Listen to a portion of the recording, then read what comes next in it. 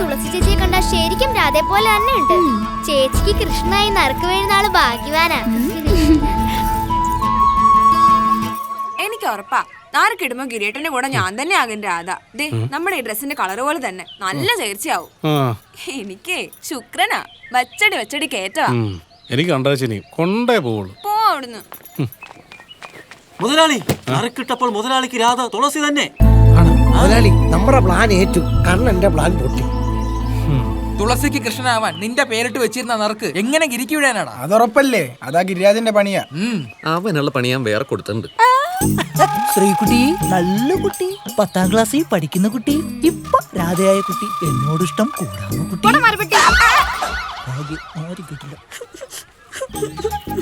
എന്തിനാ മോളെ നീ കരയണേ? ഇവക്ക് ഇഷ്ടപ്പെട്ട ആളിനെ കൃഷ്ണനായി കിട്ടിയില്ലെന്നോ, അതിന്റെ സങ്കടത്തിൽ കുളത്തിച്ചാടാൻ പോയതാ. കണ്ടത് ഭാഗ്യമായി. ഇതിനെന്തിനാ ഇത്ര കരയാനുള്ളത്? ആരെ കിട്ടിയത്? ഞാനാ. കോക്കാനും മരപ്പട്ടി കൂട്ടും. ഇവൻ കഴിഞ്ഞ മതി കങ്കാര് വരുന്ന. ഞാൻ രക്ഷപ്പെട്ടു. മുതലാളി എന്താടാ ഇതെങ്ങനെയുണ്ടെന്ന് നോക്കിയേ. നന്നായിട്ടുണ്ട്. എടാ ഇവനെ പിടിച്ചാ പാടത്തോളൂ.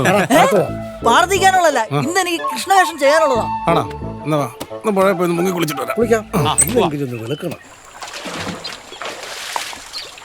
എന്റെ മുതലാളി ഇങ്ങോട്ട് പോരട്ടെ.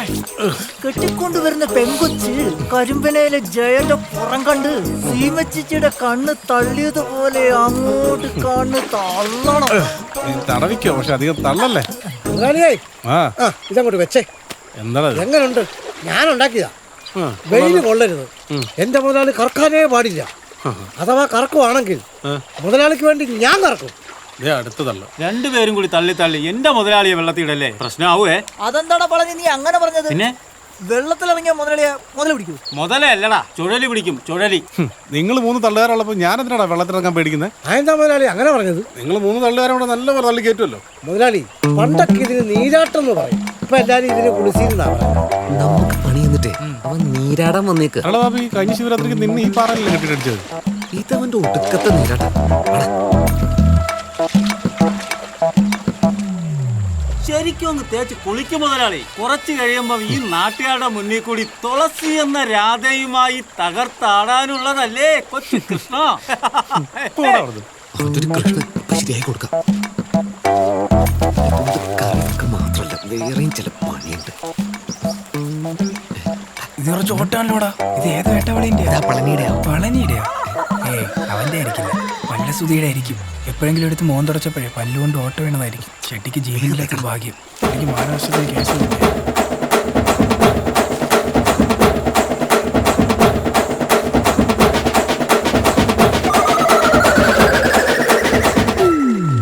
മധുര കയറുവാ. നീയൊക്കെ എന്തോരം കുളിച്ചിട്ട് പ്രത്യേകിച്ച് കാര്യമൊന്നുമില്ല. ആയ കാലത്ത് ഞാനൊക്കെ എന്തോരം കൃഷ്ണനായിട്ടുണ്ടെന്നോ. ഇപ്പൊ ഇത്തിരി വലിയ വെള്ളം നടക്കില്ലല്ലേ? അതെ, മഞ്ജുള എന്താ രാധയാവുന്നില്ലേ? എന്റെ ഗിരിയേട്ടൻ കൃഷ്ണാങ്കി മാത്രമേ ഞാൻ രാധയാവുള്ളൂ. എനിക്ക് നാർക്ക് കിട്ടിയത് ആ പളനിയാ. അവന്റെ കൂടെ നമ്മള് രാധ ആവുന്നതിലും ഭേദം കെട്ടി തൂങ്ങി ചാവുന്നയാ. ഇപ്പൊ മുതലാളി കണ്ട ജർമ്മനിയിലെ സായിപ്പിനെ പോലെ അതിന് സായിപ്പിനെ കണ്ടോ? കണ്ടിട്ടില്ല, പറഞ്ഞു കേട്ടിട്ടുണ്ട്. മുതലാളി ഇന്നത്തെ ശോഭയാത്രയിൽ മുതലാളിക്ക് രാധയായിട്ട് വരുന്നത് തുളസി ആയതുകൊണ്ട് ഇരിക്കട്ടെ എന്ന്. എടാ ശ്രീകൃഷ്ണൻ മയിൽപ്പീലിയും കിരീടം അല്ലേ, അല്ലാതെ ഇതാണോ? മുതലാളി ഒരു വാക്ക് പറഞ്ഞാൽ മതി, ഈ തൊപ്പിക്കടയിൽ മയിൽപ്പീലി കുത്തി ഒരു കാവടി പോലെയാക്കും. മയിൽപ്പീലി കുത്തിയ തൊപ്പി വെച്ച മുതലാളിയെ കാണാൻ നല്ല ചേലായിരിക്കും. ഇത് കൊള്ളൂല. കുറെ കാലത്തിന് ശേഷം കുളിച്ചോണ്ടായിരിക്കും നല്ല ക്ഷീണം. അയ്യാ,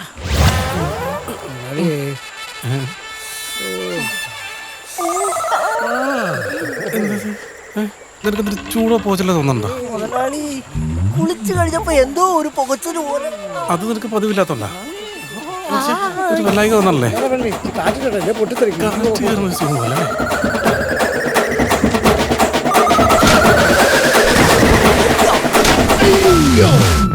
കണ്ണാ തുളസി എടുത്തോ.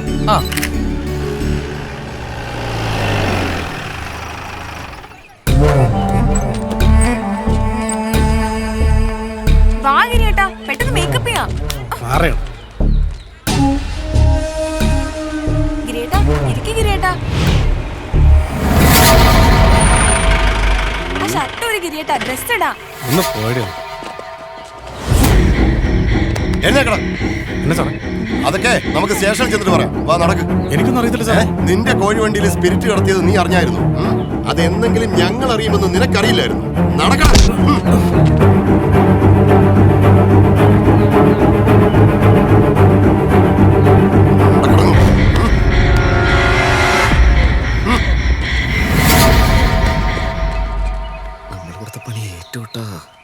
ചങ്കേ, ഈ മൈപ്പിയിൽ എടുത്തോ. കൃഷ്ണജയന്തിക്ക് വാങ്ങിയതിന് ബാക്കിയുള്ളതാ.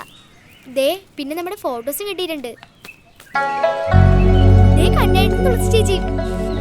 കണ്ണേട്ടാ, കൃഷ്ണജയന്തിക്ക് എടുത്ത് നമ്മുടെ ഫോട്ടോ ഇട്ടിട്ടുണ്ട്.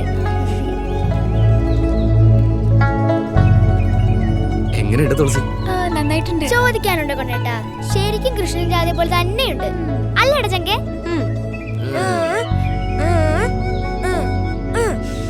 അതെ, ഞങ്ങൾ കല്യാണം കഴിക്കും. പക്ഷെ വലുതാവുമ്പോ നിങ്ങളും ഞങ്ങളെ പോലെ കല്യാണം കഴിക്കണം. അതാ ഞങ്ങളുടെ ആഗ്രഹം. അങ്ങനെയല്ലേ തുളസി? കളിയാക്കല്ലേ കണ്ണേട്ടാ? വാടാ ചങ്കേ. പെണങ്ങല്ലേ? ചങ്കിന്റെ ആഗ്രഹം പോലെ നമ്മുടെ കല്യാണത്തിന് തുളസിയുടെ വീട്ടുകാരെ സമ്മതിച്ചില്ലെങ്കിലോ? അതൊക്കെ ഞാൻ സമ്മതിപ്പിച്ചോളാം. വീട്ടുകാരുടെ കാര്യം പറഞ്ഞപ്പോഴാ കുറച്ചു കാലായി തുളസിയുടെ അടുത്തൊരു കാര്യം ചോദിക്കണമെന്ന് വിചാരിക്കുന്നു. തുളസിയുടെ അച്ഛനും അമ്മയ്ക്ക് എവിടെയാ?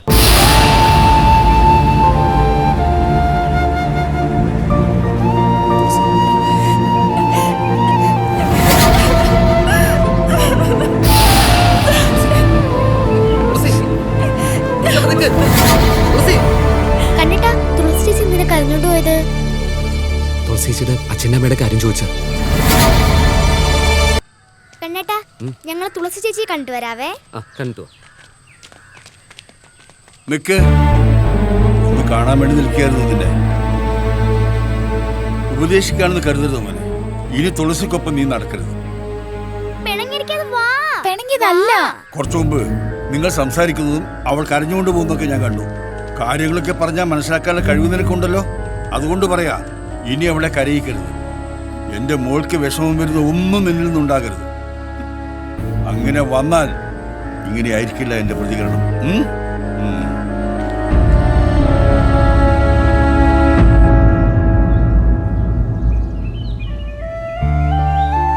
അത്യാവശ്യമായിട്ടൊന്ന് കാണണമെന്ന് പറഞ്ഞിട്ട് തുളസി എന്തൊന്നും മിണ്ടാത്തെ? മുത്തശ്ശൻ അങ്ങനെ പറഞ്ഞത് കണ്ണേട്ടന് വിഷമായോ? മുത്തശ്ശന്റെ സ്ഥാനത്ത് ആരായാലും അങ്ങനെ പറഞ്ഞു പോവും. ഞങ്ങളുടെ ഇപ്പോഴത്തെ അവസ്ഥ അതാ. കണ്ണേട്ടൻ ചോദിച്ചില്ലേ എൻ്റെ അച്ഛനും അമ്മ എവിടെയാണെന്ന്? ആരും ഒന്നും അറിയിക്കരുതെന്നുണ്ടായിരുന്നു. അതുകൊണ്ടാ ഞാനൊന്നും പറയാതിരുന്നത്. നമ്മൾ നിൽക്കുന്ന ഈ കുന്നും പുറത്ത് നിന്ന് ഒന്ന് കാലിടറിയാൽ വീണു പോവും അഗാധതയിലേക്ക്. അതുപോലെയാ എന്റെയും കുടുംബത്തിന്റെ അവസ്ഥ. അതിന് കാരണം അറിഞ്ഞുകൊണ്ടല്ലെങ്കിലും ഞാൻ